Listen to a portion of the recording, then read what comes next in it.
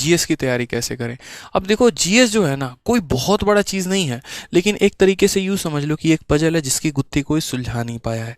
और जीएस में माहौल क्या बन जाता है, जीएस में माहौल ये बन जाता है कि पिछली बार एक पेपर में ये पूछ लिया गया था कि कैटरीना कैफ की हाइट कितनी है, तो आपको लगा क्वेश्चन से रिलेवेंट आते हैं। आप या तो उस एक सवाल के पीछे भाग लीजिए, या इस बार के सीजीएल में अगर आप देखेंगे तो सारे के सारे रेलिवेंट क्वेश्चंस पूछे गए हैं, आप उसके पीछे भाग लीजिए। शुरू में स्ट्रेटजिकली मैं आपको बताऊं तो यहाँ पर जीएस पढ़ना पड़ेगा।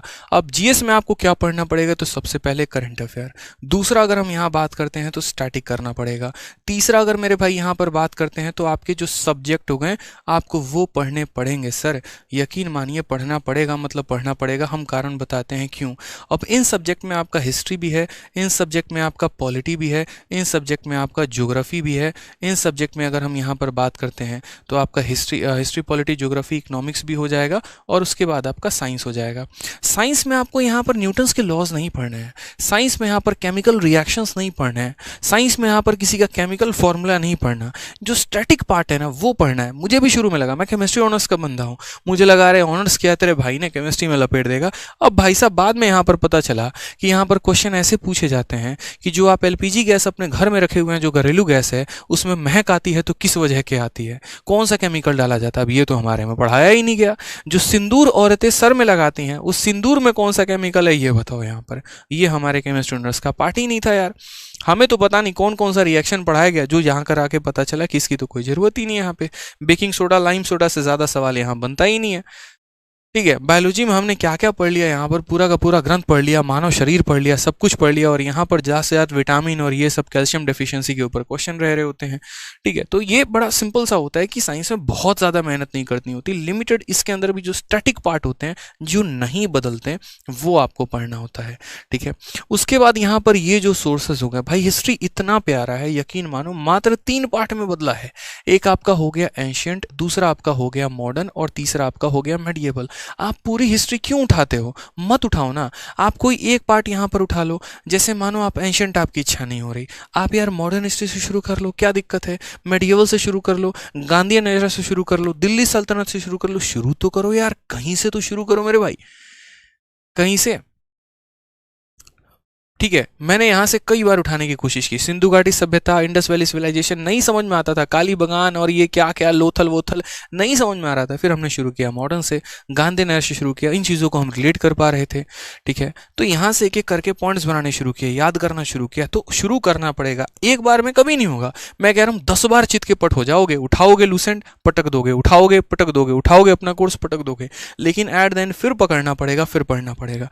पॉलिटी है, ठीक है, 5 आर्टिकल आपको याद है और आपके पेपर में 6ठा आर्टिकल आ गया, किसकी गलती है ये बताओ। आपकी गलती है, एग्जामिनर की गलती नहीं है, क्योंकि सीधा तौर पे है कि आपको कम से कम 20 से 25 आर्टिकल तो याद होने चाहिए। अब 5 आपने याद किए तो आपकी भूल है ना। आपने 15 अमेंडमेंट याद करके चले गए, और मान लीजिए 16वां अमेंडमेंट पूछ लिया गया जो आपको पता ही नहीं था। यहाँ पर मिनी कॉन्स्टिट्यूशन वाला पूछ लिया गया कि कौन से अमेंडमेंट को मिनी कॉन्स्टिट्यूशन कहते हैं, और वो आपको पता ही नहीं है। सर आपने 5 ईयर प्लान पढ़कर गए, और 5 ईयर प्लान पढ़ के जाने के बाद वहाँ पे ऐसा हुआ कि सर आप उसमें जान ही नहीं पा रहे हैं कि यहाँ पर फलाने प्लान जो हुआ था उसमें क्या आया हुआ था। मान लीजिए कि आपने पहला दूसरा तीसरा प्लान पढ़ा जो हर किसी को पता है, चौथे प्लान के बारे में आपको पता ही नहीं, और क्वेश्चन वहीं से आ गया। ठीक है, हरित क्रांति की शुरुआत किसने की, व्हाइट रिवॉल्यूशन किसने शुरू किया, यहाँ पर किस चीज को व्हाइट रिवॉल्यूशन कहा जाता है, गोल्डन रिवॉल्यूशन किसके लिए आया था, ग्रीन रिवॉल्यूशन किसके लिए आया था, येलो रिवॉल्यूशन किसके लिए आया था, पता ही नहीं है। सर कहाँ से क्वेश्चन आएगा। तो ये सारी की सारी चीज़ें जो ना बहुत दिक्कत करने वाली हैं आपको। ज्योग्राफी हो गया, पूरा मानसून अच्छे से पढ़ना है आपको, पर्वत पठार और जो स्टैटिक पार्ट हो गया, ये सारी चीज़ें अच्छे तरीके से कवर करनी है।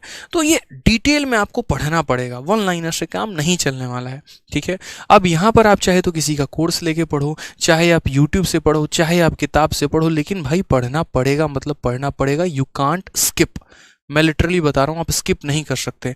अब पढ़ लिया तो इसको रिटेन कैसे करें, तो रिटेन मेरे भाई आप यहाँ पर कर सकते हैं क्विज देकर। आप जितना ज़्यादा क्विज देंगे आपके लिए उतना ज़्यादा फायदेमंद होगा, जितना क्विज दोगे ना उतना बेहतरीन है आपके लिए।